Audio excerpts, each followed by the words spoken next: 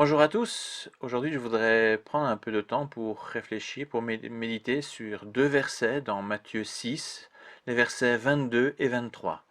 Et c'est une citation de Jésus qui nous dit: L'œil est la lampe du corps. Si ton œil est en bon état, tout ton corps est éclairé.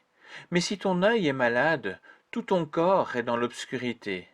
Si donc la lumière qui est en toi est obscurcie, comme cette obscurité sera grande.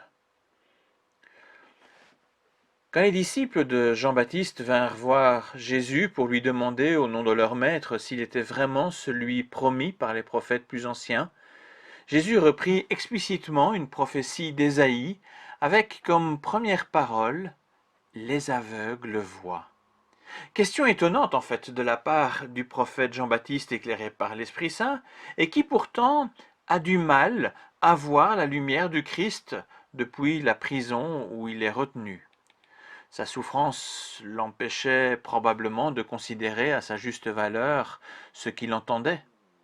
Jésus a dit: Moi je suis la lumière du monde. Celui qui me suit ne marchera pas dans l'obscurité, mais il aura la lumière de la vie.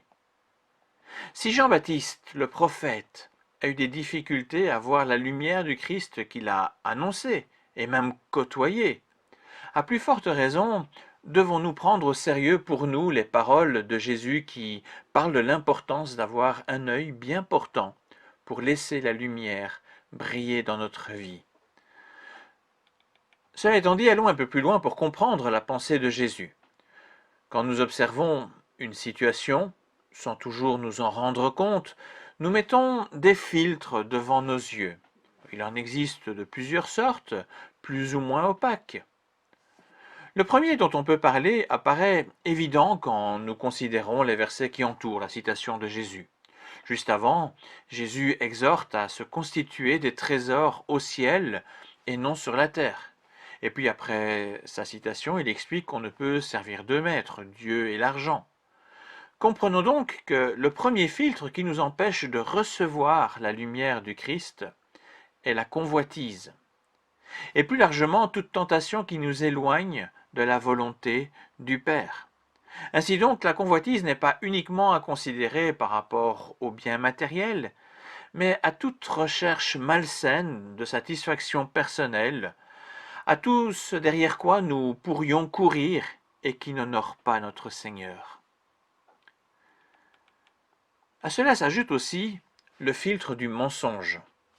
Nous avons trop souvent des idées préconçues qui nous empêchent d'observer avec justesse, avec impartialité, avec vérité une situation.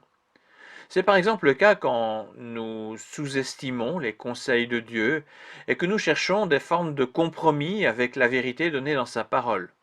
On met en place des filtres d'excuses pour déformer sa parole, pour être plus à notre meilleure convenance. C'est également le cas quand nous ne considérons pas notre identité correctement. Par exemple, on peut se surestimer, se croire très fort, au point de ne pas se rendre compte qu'un danger immédiat menace notre vie. À l'opposé, on peut se sous-estimer, en oubliant que nous sommes les enfants de Dieu au bénéfice de sa grâce. Si on oublie cette vérité, on s'empêche de voir la place à laquelle le Seigneur nous appelle. Par ailleurs, la colère peut également être une forme de filtre mensonger. Elle nous empêche de voir avec honnêteté, avec justice, une situation pour laquelle nous laissons des émotions malsaines nous dominer. Comme troisième catégorie, on peut ajouter le filtre de nos faiblesses. Par exemple, un cœur meurtri ou un cœur manquant de foi qui crée un filtre de peur et d'inquiétude qui nous empêche de considérer à leur juste valeur les actes passés, présents, ainsi que les promesses de Dieu. Par exemple, Jean-Baptiste, au fond de sa prison, ne parvenait plus à y voir clair. Le contexte anxiogène immédiat l'empêchait de voir plus loin. Et cela nous arrive aussi quand nous sommes pris dans des difficultés. Nous perdons de vue l'amour de Dieu pour nous, notre espérance lumineuse et notre raison d'être. Ainsi, comme en témoignent ces quelques exemples, et il en existe d'autres, il existe plusieurs raisons, plusieurs filtres qui empêchent la lumière du Christ de pleinement illuminer notre vie. Toutefois, ce n'est pas une fatalité. Si j'ai commencé par rappeler l'accomplissement de la prophétie d'Ésaïe, c'est-à-dire les aveugles voient, c'est justement pour nous rappeler que Christ n'est pas seulement la lumière qui éclaire notre vie, mais aussi celui qui veut guérir notre cécité. Il veut nous guérir de nos filtres qui voilent nos yeux malades. Jésus veut d'une part restaurer notre vue afin que notre regard soit fixé sur les bonnes choses qu'il veut nous donner et qui redonnent espoir. D'autre part, nous permettre de voir son message de vérité qui rend libre et nous évite bien des embûches sur notre chemin.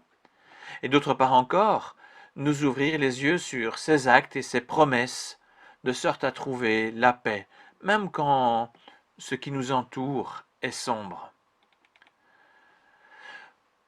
Pour diverses raisons que j'ai évoquées, et sûrement qu'il en existe encore bien d'autres, nous pouvons être comme les deux aveugles au bord du chemin sur lequel Jésus passait dans le récit relaté en Matthieu 20, les versets 29 à 34. Or, comme ces deux aveugles, nous pouvons alors crier au Seigneur, et soyons sûrs qu'il sera toujours ému par notre appel et qu'il ouvrira totalement nos yeux, de sorte que sa lumière entre pleinement dans notre vie et produise les bénédictions dont nous avons tant besoin, et de sorte que nous soyons remis en route avec lui dans la joie pour le servir. Merci pour votre écoute, je souhaite une bonne journée et à très bientôt pour un prochain partage. Au revoir.